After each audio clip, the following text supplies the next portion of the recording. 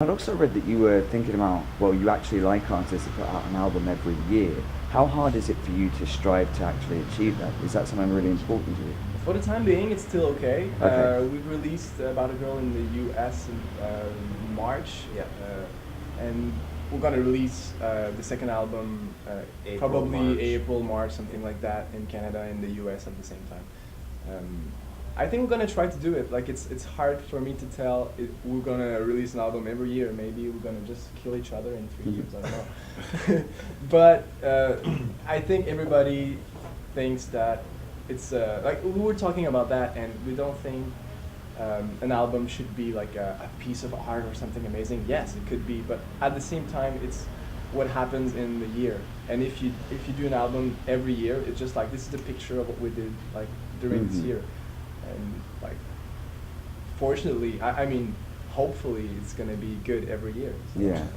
I think the other kind of challenge to putting out a record every year too is that as the band builds momentum and popularity, we get lots of opportunities, tours and shows and things like that. Mm-hmm. So you kind of have to be like, okay, well, we need to make this record. We can't go to Europe, and that's challenging. And we were just actually put in that position where we asked ourselves and had to make the decision: do we postpone the record, or do we do this U.S. tour and go to Europe? And so we chose we need new material. We have this goal of putting out a record every year, so we're going to stick to that. So Cool. That's great. Also, I was wondering, you've had a lot of involvement with iTunes and the push that they've given you in your songs. How did that initially come about? Did you just go through it online, or? I don't remember when we met him. I think it was in Hamilton. The guy from iTunes. yeah, Guelph. something like that. Guelph. Yeah, he came to the show, and he heard about us.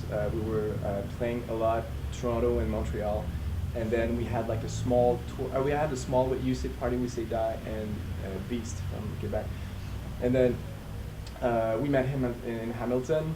We met him in Vancouver another time. So like, we would just we chat together. He loved our music, and he just Got behind it. helped us out. Cool. Yeah, so that's really nice, because like nowadays in the if you go in a CD shop, like all you can see is like the big mainstream bands and big advertising. There's nothing big for indie bands. So. And plus, there was the big push with the Oceaga free download. Uh-huh. Because we went there, and I knew a lot of people that ended up getting that free Yeah. ticket. And everyone got that, and that, of course, had one of your songs on it. Yeah. It's really good. So I've got a couple joke questions, right?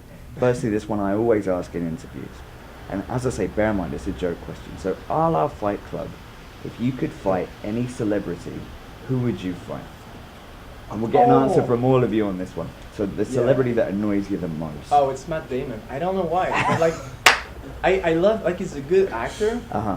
He does a really good job. Like, usually I love his movies, but when he talks to the camera as Matt Damon, like, I hate him. I want to kill him. I don't know why, but like, I would probably die because like he's stronger. Did you see? He was just on Entourage on this last season. Yeah, I saw him. And he was this pompous jerk, Yeah. the character, right? But Yeah. I think that's pretty perfect.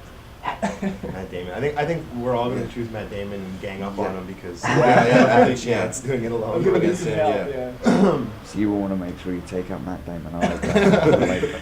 We're coming to get you, man. So also some other questions along the lines of, how did the name initially come about? Was it something as simple as Montreal's got cold winters, or what was it that inspired the name Winter Gloves? The first thing was we were in, like I wanted winter in the name. That was the first idea, because like it's cold in Montreal. I thought the sound of it was nice. I worked in outdoor equipment. Like I was a climber at the time, and then I worked in this shop, like a mountain equipment shop, and I was racking gloves all day long. And I was just looking for a band name, and I was reading Winter Gloves, Winter Gloves, Winter Gloves, Winter Gloves, like for maybe 8 hours. So that was just the start of the idea. And then when I met Patrick, Vince, and we started to play together, it's like we were like very pumped about this band, and we wanted to go on tour and do the stuff. And then it became like a running gag, like we don't want to go back to racking gloves, like we want to do like this band, and and we do wanted for to leave real. our day jobs, you know, like we all had Yeah. jobs and that we didn't really want to see ourselves in, you know, for much longer. So, yeah, exactly. It's just it was this motto for us, you know, like we're not going to go back to racking gloves or, you know, racking CDs, like in my case, or Yeah. working in CD shops. And, Perfect. And do you have any last words you'd like to put to people that haven't heard your material or your fans? Any last words? And this is not a walk the plank type deal. Yeah, exactly. I was like, shit, is this over? Are you taking us out? Is that some of the Fight Club? Yep, this questions? is it.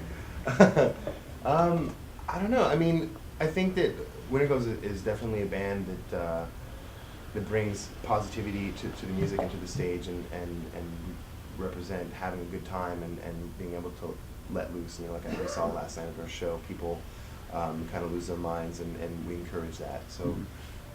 Yeah, lose your mind, man. That's basically, I think, what Winter Goes is about. It's like, it's pop music. It makes you feel good when you listen to it, and I think that's what we aim for.